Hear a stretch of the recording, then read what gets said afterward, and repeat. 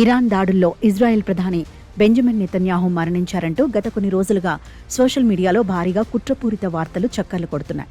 ఈ రూమర్లకు చెక్ పెడుతూ నెతన్యాహు స్వయంగా రంగంలోకి దిగారు. ఎక్స్ వేదికగా ఒక వీడియోను విడుదల చేసిన ఆయన ఒక కాఫీ షాప్లో కూర్చొని జోకులు పేల్చారు.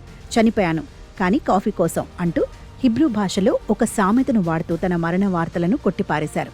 తన దేశ ప్రజల కోసం ప్రాణత్యాగానికైనా సిద్ధమేనని, ప్రజల పోరాట పటిమ అద్భుతమని నెతన్యాహు కొనియాడారు.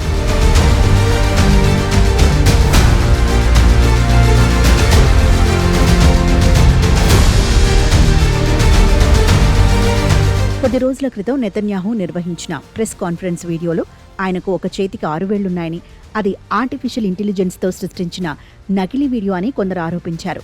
దీనిపై కూడా నెతన్యాహు లైవ్ వీడియోలో సమాధానమిచ్చారు. తన 2 చేతులను కెమెరా ముందు ఉంచి, మీరు నా వేళ్లను లెక్క పెట్టాలనుకుంటున్నారా? ఇక్కడ చూడండి, 1, 2 అన్నీ సరిగ్గా ఉన్నాయి, చూసారా ఎంత బాగున్నాయో అంటూ వెటకారంగా స్పందించారు.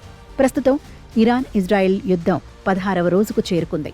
ఇరాన్లోని లక్ష్యాలపై ఇజ్రాయెల్ భీకర దాడులు చేస్తోంది. తామిప్పుడు చేస్తున్న కొన్ని పనులను బహిరంగంగా చెప్పలేనని, కానీ ఇరాన్పై చాలా కఠినంగా దాడులు చేస్తున్నామని నెతన్యాహు పేర్కొన్నారు. నేటికి ఆ దాడులు కొనసాగుతున్నాయని నెతన్యాహు స్పష్టం చేశారు. ఐడిఎఫ్, మొసాద్ బలగాలు ఇరాన్ ఆర్థిక, సైనిక మూలాలను దెబ్బతీస్తున్నాయని, శత్రువులకు కోలుకోలేని దెబ్బ తగులుతుందని నెతన్యాహు హెచ్చరించారు.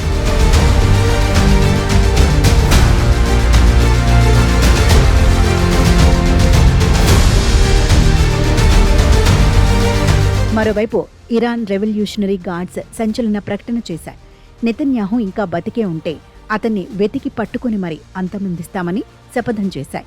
పిల్లలను చంపే క్రిమినల్ బ్రతికి ఉంటే తమ పూర్తి బలంతో అతన్ని చంపే వరకు వదలమని ఇరాన్ సైన్యం ప్రకటించింది. అమెరికా ఇజ్రాయెల్ ఉమ్మడి దాడుల్లో Iran supreme leader Ali Khamenei మరణించడంతో ఇరాన్ ప్రతీకారంతో రగిలిపోతోంది.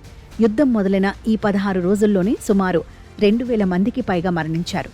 పెంటగాన్ నివేదిక ప్రకారం ఇరాన్ అంతటా 15,000 లక్ష్యాలపై అమెరికా, ఇజ్రాయెల్ దాడులు చేశాయి. యుద్ధం మరింత ముదురుతుండటంతో అమెరికా తన భారీ యుద్ధనౌక యుఎస్ఎస్ త్రిపోలిని 2,500 మంది మెరైన్లతో రంగంలోకి దించింది. ఇరాన్ ఎదురుదాడులు చేస్తూ గల్ఫ్ దేశాల్లోని అమెరికా స్థావరాలను టార్గెట్ చేస్తోంది. నెతన్యాహు కాఫీ తాగుతూ కూల్గా కనిపిస్తున్న పశ్చిమాసియాలో మాత్రం మారణహోమం కొనసాగుతూనే ఉంది.